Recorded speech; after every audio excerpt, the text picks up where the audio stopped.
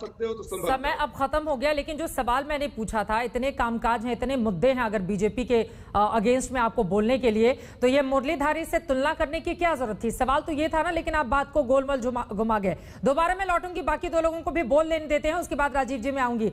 अखिलेश जी, ये जो गाना है कैसा लगा आप लोगों को समाजवादी पार्टी का?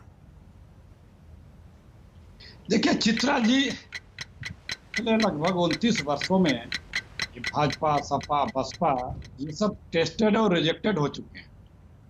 सिर्फ कांग्रेस से ही जनता इंटरेस्टेड है और कांग्रेस इस बार सरकार बनाने जा रही है प्रियंका जी के नेतृत्व में। उसका कारण क्या है कि ये लोग लुभावने बातें करके सत्ता में आ जाते हैं।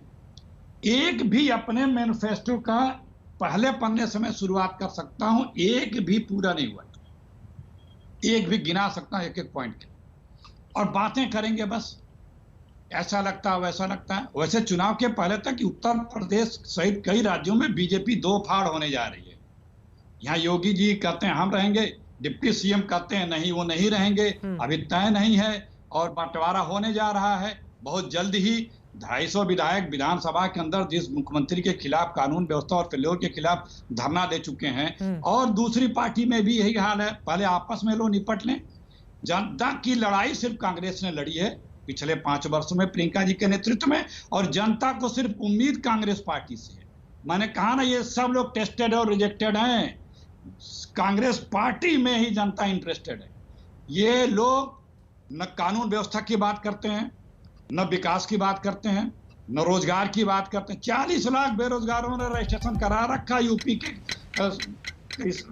अपना नौकरी के लिए, भी वक्त खत्म हो गया है। रोजगार नहीं। दोबारा मैं लौटूंगी, लेकिन अखिलेश जी जब अपनी बात को आप आगे बढ़ा रहे थे तो मैं सोच रही थी ये 7% के आसपास जो पार्टी इस वक्त उत्तर प्रदेश में खड़ी है, ये 50% के आसपास पहुंचने वाली पार्टी को कैसे क्रॉस करेगी? और मैंने सवाल पूछा था कि गाना कैसे लगा समाजवादी पार्टी का, जिसके साथ 17 का आपने चुनाव लड़ा था, उस पर तो आपने कुछ बोला नहीं। लौटूंगी मैं आपके पास, लेकिन शांतनु जी अब मैं सीधे आपका रुख करते हुए, क्योंकि एक तरफ भगवान राम की पेश पर ताबड़तोड़ बैटिंग करके हम सब ने देखा भारतीय जनता पार्टी यूपी में कहां से कहां पहुंच गई, तो अब उसी राह पर निकल चुके हैं समाजवादी पार्टी के मुखिया अखिलेश यादव भी, तो दिक्कत किस बात की है?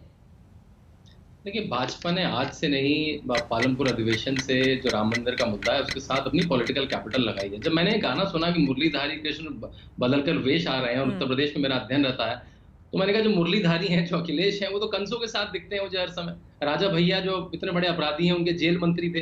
गायत्री प्रजापति जो जेल में, वो उनके मंत्री थे। मुख्तार अंसारी का वो संरक्षण कर रहे हैं। तो मुझे ये मुरलीधारी कम, ये कंस ज्यादा रहे हैं। तो अगर यहाँ पे होता कि बंदूकधारी बदलकर वेश आ रहे हैं तो ज्यादा रेलेवेंट होता। कि राम भक्तों पे गोली चलाई इनके पिताजी ने बहुत निर्ममता से। 2012 में जैसे ही अखिलेश मुख्यमंत्री बनते हैं, वो वीएचपी की कार्यशाला में पत्थर आना रोक देते हैं। इतना डर था उनका राम मंदिर बनने से कि जो कार्यशाला में पत्थर आ रहा था वो भी उन्होंने रोक दिया। फिर यूपी के लड़के इनके मित्र आते हैं, उनके वकील तो आपको पता है कोर्ट में गए इतनी बार, और उन्होंने पूरी कोशिश करी राम मंदिर ना बन पाया, और फिर ये राम मंदिर की जमीन पे झूठा विवाद। तो मुझे तो लगता है अब लोगों को ये सिग्नल बिल्कुल क्लियर हो गया है कि अगर अखिलेश की सरकार भूल चूक से आ भी गई तो राम मंदिर तो नहीं बन पाएगा। और देखिए, मथुरा का मामला है, मथुरा में अभी कोर्ट केस लोकल कोर्ट ने एडमिट कर लिया है, जो कृष्ण जन्मभूमि ईदगाह मस्जिद का मामला है, उस पर आप सपा के प्रवक्ता से पूछिए कि वो कृष्ण जी के साथ खड़े हैं कि ईदगाह के साथ खड़े। तो मैं तो यही कहूंगा कि ये गाना मुझे मुरलीधारी वेश बदलकर कम, बंदूकधारी वेश बदलकर ज्यादा लग रहा है। चलिए अब इसी पर डिबेट को ओपन करते हुए इसी जो